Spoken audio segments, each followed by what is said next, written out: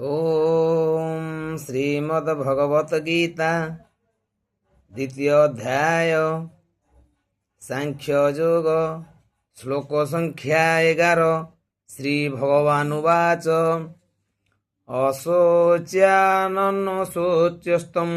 प्रज्ञावादं स भाससे गतासु न गतासुश्च नानुशोचन्ति पंडिताः।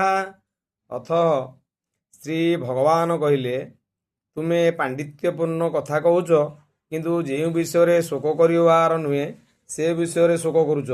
जो माने पंडित से माने कदापि जीवंत बा मृत पाई शोक करती नहीं।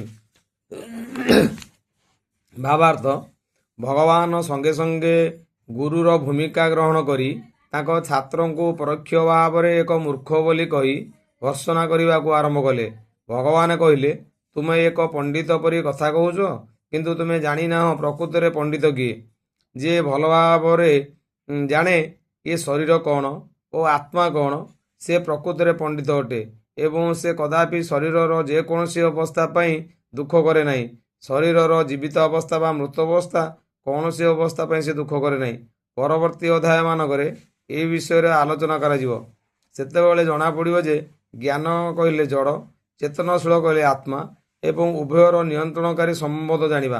अर्जुन जुक्ति करुथिले जे राजनीति और समाजनीति अपेक्षा धर्मनीति को अधिक गुरुत्व देवा कथा, किंतु से कथा जानि नथिले जे जड़ वस्तु चेतनशील आत्मा एवं भगवानकर संबंधी ज्ञान धर्मनीति अपेक्षा अधिक गुरुत्वपूर्ण। तांकर ए संबंधर ज्ञान नथिला, तेणु से पंडित परी कथा कहिबार उचित नथिला। तेणु से पंडित नथिले, तेणु जो विषय दुख करिवार कथा नुहे से विषय दुख करुथिले। ये शरीर जन्म होइछि एवं यह दिने ना दिने मरिबो।